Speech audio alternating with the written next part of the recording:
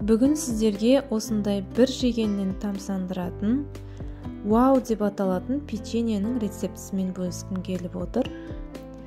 Дүкендегі кәдімгі кулинарлық печеньеден артық болмаса кем емес.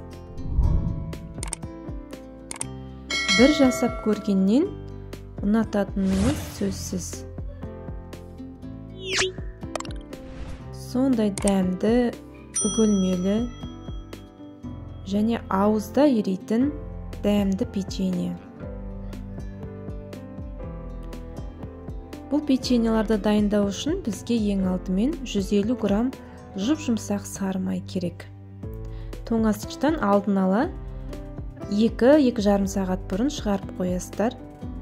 Және 75 грамм қант ұнтағы, 85 грамм жүгері крахмалы, бір кішкене жұмыртқа жылы, бөлме температурасына тұрған, және 50 грамм сұйық май кез келгені, және 7 грамм қамыр қопсытқыш. Осы заттарды жақсылап араластырамыз. Бір келкі масса болғанша араластырамыз. Осылай қолымызбен бір келкі сұйық масса болғанша араластырамыз. Енді ұнымызды 2 бөліп саламыз. Яғни бір бөліп салғаннан кейін бір араластырып алып, келесі бөлігін салғаннан кейін тағы араластырамыз.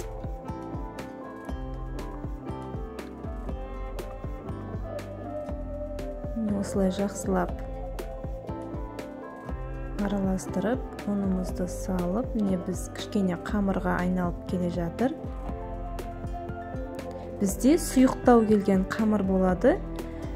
Себебі біз осындай кондитерлік қалтаға печеньеларымызды салып, құю арқылы печеньеларымызды жасаймыз. Кондитерлік қалташаға жаңағы насаткамызды салдық ішіне. Насаткамыз гүл тәрізді. Сіздерде үйлеріңізде қандай насатка болады, сонымен де жасай беруге болады. Осылай әдемілеп печеньеларымызды жасап шығамыз.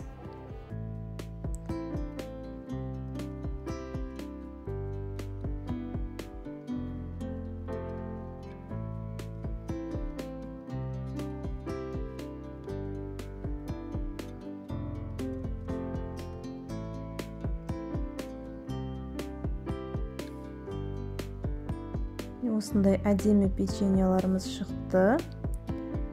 Енді осылай шеттерін, шығып қалған шеттерін осы пышақпен түзеп жіберсеңіздер болады. Әдемілік үшін.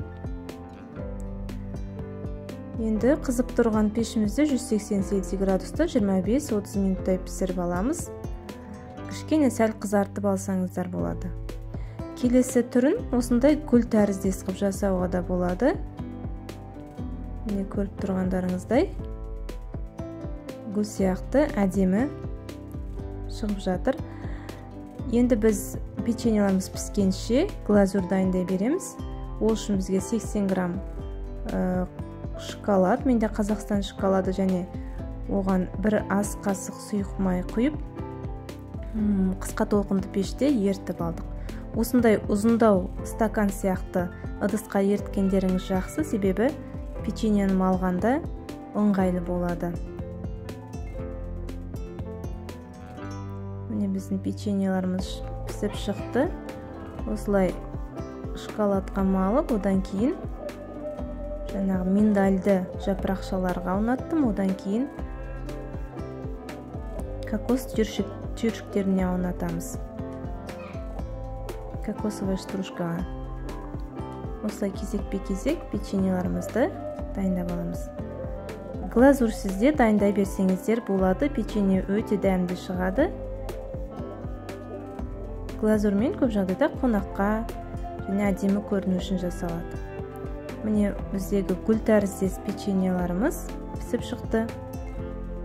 Ол үшін оларды әсемдеу үшін қалған шоколадты осындай кондитерлік қалтаға салып, ұшын кішкене кесіп,